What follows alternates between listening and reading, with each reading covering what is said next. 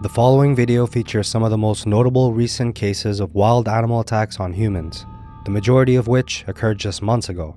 These incidents include 2023's most notorious grizzly bear attack, which saw a longtime couple and their dog make national headlines after a fatal mauling in Canada's Banff National Park, a horrific shark attack that saw the life of a young woman come to a gruesome end while on vacation with her family, the tragic case of a brave Australian grandfather who inevitably ended up sacrificing his own life to save that of another's from one of the world's deadliest snakes, and much more.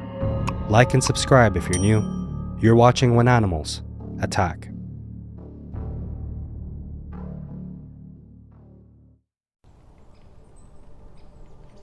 Banff National Park, a sprawling expanse and tourism hotspot consisting of some of Canada's most awe-inspiring scenery. This northern wonderland recently made headlines around the world for reasons that no one would ever wish for. 8:15, phone rings. I got a phone call from Garmin. We've had an SOS message. Not only was the SOS activated, but there was a message input into the inReach that said, bear attack bad.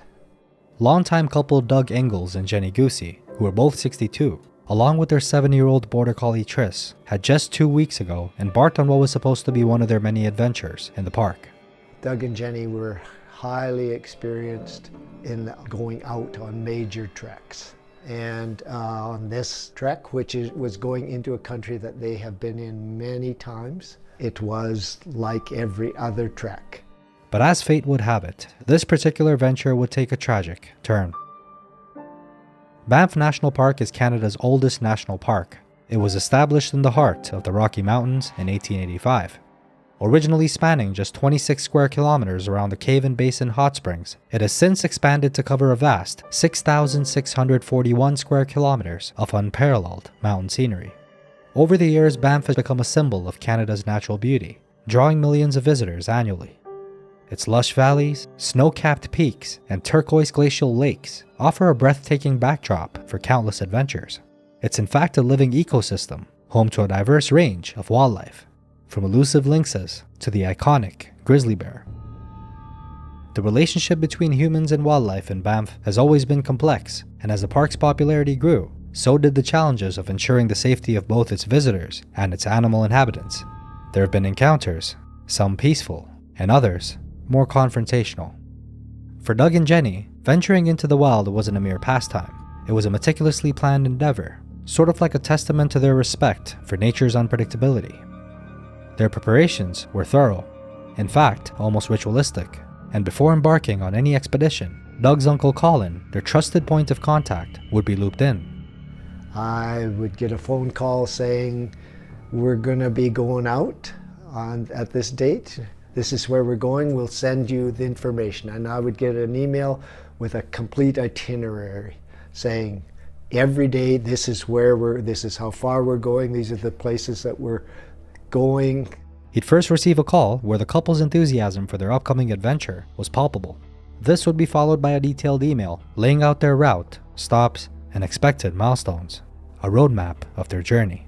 So last Monday, they started out. And Monday night, like every other time, at the end of the day, I would get an inReach message saying, we're at our destination, everything's okay. Every evening, as the sun dipped below the horizon and the wilderness settled in the nocturnal stillness, Colin would await their inReach message. And this satellite-powered check-in was in fact more than just a message. It was a beacon of their safety, sort of like a nightly routine that brought peace to those back home. At this time of year, the sun goes down. And their routine would be, when the sun goes down, you go into your tent, you take out your e-reader and you read until you go to sleep. But that particular evening brought with it an unsettling change, an anomaly in their otherwise clockwork-like routine. While they tried to assure that all is well, the deviation from the norm was a subtle yet foreboding hint that not everything was as it seemed. As the clock ticked to 8:15 p.m., the atmosphere was growing more and more tense around Colin. And this is when the phone rang, and on the other end was a rep from Garmin. The news was grim. An SOS, a signal that no one ever wishes to receive, had been triggered. But it wasn't just the distress signal that was concerning. It was in fact the accompanying 3-word message, succinct yet terrifying. Bear attack, bad. So at that point, we knew something was happening that was very bad, that they were in trouble. Emergency services would then spring into action, mobilizing resources to reach the couple. But the vastness of Banff, combined with the unpredictability of the weather, would present formidable challenges. Before they phoned me, they did activate emergency services. So Parks was aware that where they were and that they were in trouble. 10:31, again I get a phone call from Garmin, and Garmin at that point said, a helicopter can't go there because of the weather. A team has been sent. It'll probably take them 4 or 5 hours to get there because they have to go by road to get around and then on all-terrain vehicles. So obviously we know that this is not good at all. They're in trouble and there's a big gap of time. Banff, with its dense forests and rugged terrains, is not quite what one would consider an easily navigable environment, especially under such adverse conditions. Every passing moment would at this point be crucial, but nature, in its raw form, wasn't making this rescue mission any easier. 11:02, a call from the parks person saying virtually the same thing. No other news other than that the team was on their way. The initial SOS message, coupled with the chilling words bear attack, set off a flurry of activity among the rescue teams. But the rugged terrain and remote location of Banff meant that reaching Doug and Jenny wasn't so straightforward. The hours that followed were filled with a mix of hope, anxiety, and dread. Communication from the field was limited, making the waiting all the more torturous. Every ring of the phone was met with bated breath, hoping for good news. 11:02, a call from the parks person saying virtually the same thing. No other news other than that the team was on their way. After navigating challenging trails and battling the elements, a rescue team would finally reach the park's boundaries. 3:25, I got a call from Garmin again that said the team was at the site, but no news. They were waiting for a helicopter to come when daylight arrived. Again, not great news. What does that mean? Is helicopter coming because somebody's injured, or is helicopter coming because something else has happened? Their headlights pierced the darkness, revealing the dense forest that lay ahead. But it wasn't long before they encountered the first signs of the bear's presence. Disturbed foliage, fresh tracks, coupled with the eerie sense of being watched. At 1:45 a.m., the tension reached its peak. The team going in, it's dark, but they had lights, saw something shiny off on the side, and they put their lights on it, and indeed it was an approved bear-safe food cache in a tree. 5 minutes later, at 1:15, they were attacked by this bear, who in their words meant them serious harm. The grizzly, an older female showing signs of poor health, but still of course more than capable of doing severe damage to a human, would launch a direct and aggressive attack on the rescue team. The team, trained for such encounters, but always hoping to avoid them, had no choice but to defend themselves, which is when the confrontation would come to an end, with the bear being fatally subdued. They obviously used their weapons and killed the bear. Pushing forward, the team's worst fears were realized. In a clearing, they found the campsite. The tent was flattened, and nearby lay the lifeless bodies of Doug, Jenny, and Triss. They set up their security, make sure there wasn't another bear there, and then immediately found that Jenny and Doug were both dead, as well as their dog. The serene beauty of Banff, which they had both so loved, now bore witness to a heart-wrenching tragedy. The incident in Banff wasn't merely a headline, it was a stark, poignant lesson for adventurers. All appearances are that that's probably what happened. Their e-readers were out. The tent was flattened, obviously, but their e-readers were out in the tent. They were outside in stocking feet, which again, it was wet out. It had snowed or rained that night. You're on a 7-day trek. You don't go out and get your socks soaking wet in that situation. Your boots are right there in the vestibule to be put on. So you know that there was something going on that was very unusual. Doug, Jenny, and Triss's journey, while tragically cut short, underscores the unpredictable and untamed essence of the wild. Their story, laden with the joys of exploration, as well as the harsh reality of nature's indifference, prompts a solemn reflection among those that venture beyond its boundaries. On what was meant to be a day of joy and exploration at the serene beaches of Bahamas Rose Island, an entire family's life would on one fateful day be turned upside down when Jordan Lindsey, a vibrant 21-year-old from Torrance, California, was fatally attacked by not one, but a suspected 3 sharks before their very eyes. I walked in and then they said, "Your daughter's gone."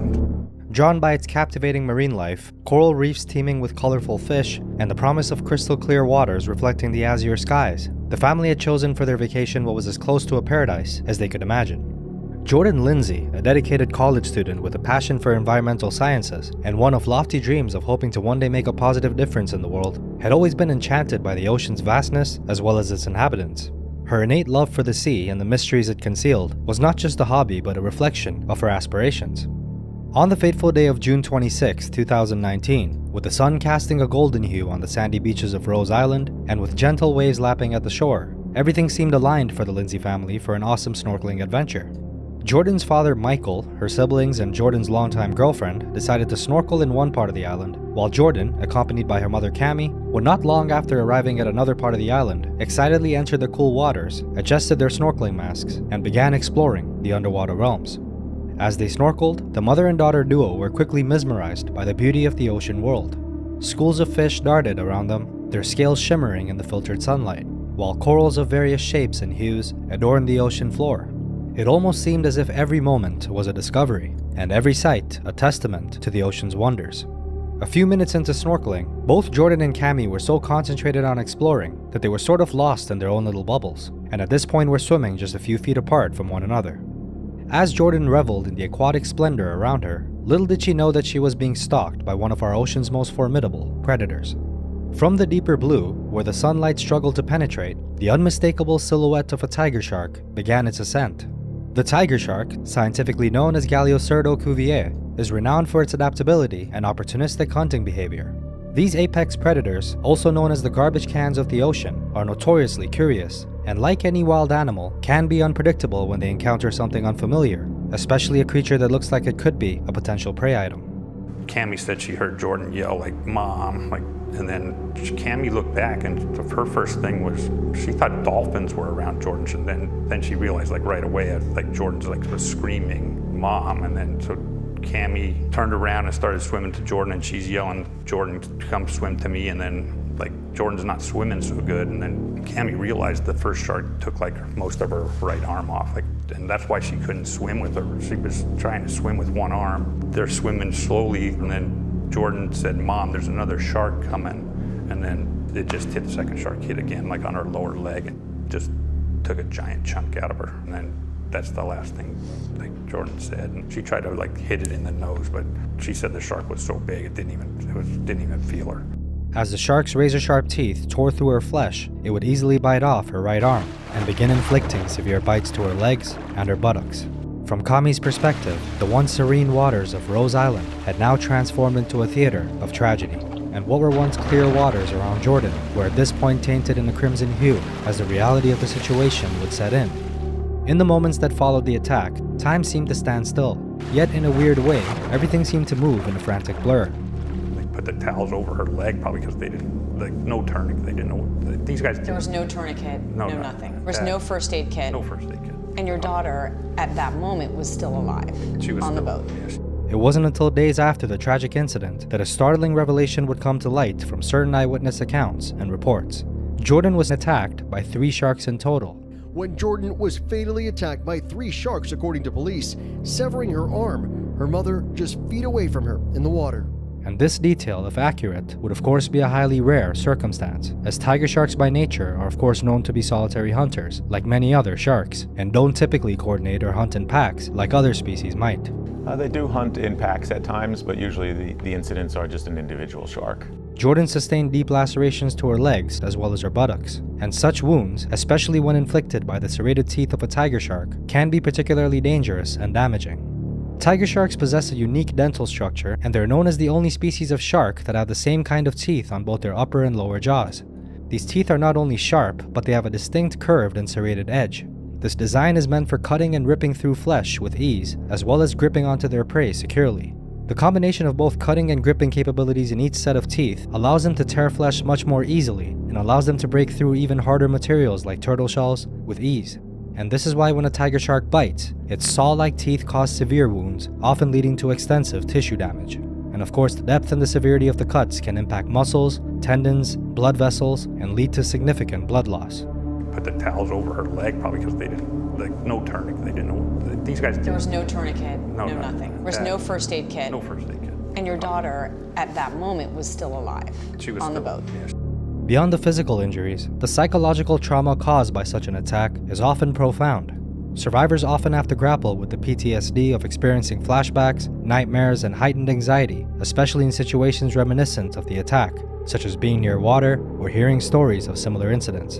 And these emotional scars can sometimes even run deeper than the physical ones, many a time requiring therapy and counseling to process the trauma and find a way to move forward. She's seen her poor daughter die in her arms, and it's crazy. And Cammie has, like, she doesn't like the nights because, like, when she closes her eyes, she's back in that water again. The challenges of physical recovery, coupled with the emotional toll of the trauma, would have demanded immense strength, resilience, as well as support. And while the human spirit and body are remarkably adaptive and capable of overcoming adversity, the insanely difficult journey to reclaiming a semblance of normalcy after such an event would have no doubt been arduous. She probably worried about us more than she worried about herself. She was my little guardian angel. She took care of me. Like, still every night I cry. Just this past weekend, on what was supposed to be a celebratory event in Northern Australia at the Kumala State School, Donny Morrison, a 69-year-old grandfather, lost his life as he attempted to save his friend from a snake bite. A man has died after being bitten by a snake while celebrating a North Queensland school's 100-year anniversary. So the community was celebrating the school's 100-year anniversary. Kumala State, it's a very well-known school. The attendees, especially Donny Morrison, they were in very high spirits. Donny was particularly happy to have been catching up with so many old friends. Now the incident had happened around 8 p.m.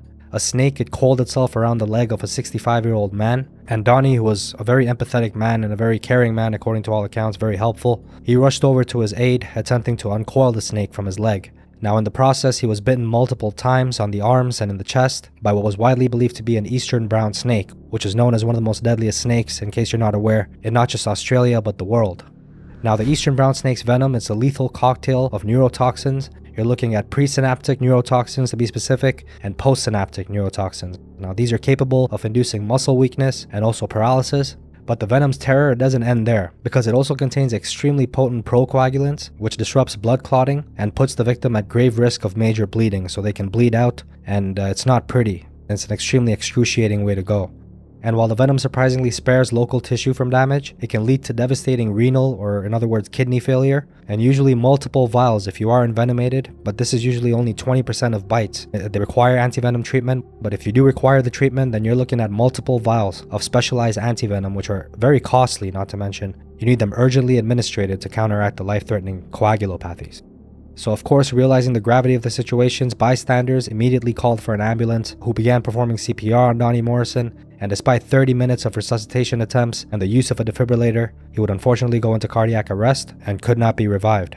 Now once again, Acting Deputy Commissioner Claire Burtonshaw confirmed that the snake was most certainly the highly venomous eastern brown, and she would also go on to provide key advice on how to handle snake bites, because of course there's a lot of them in that region. Northern Australia is filled with them. Australia in general is filled with a lot of snakes, of course, as a lot of us know, and a lot of them are venomous. Some of the most venomous snakes in the world, many of them do live in Australia. That's no secret there. And the commissioner, of course, would go on to emphasize the importance of limiting the movement of venom in the body by lying down, staying still if possible, if the circumstances allowed, of course, and applying pressure to the bite area. Now, generally, when you're in areas like this, you want to have a snake bite kit. These can be extremely useful in addition to any first aid kit, especially when you're venturing into these snake-prone areas, or if you live in these snake-prone areas.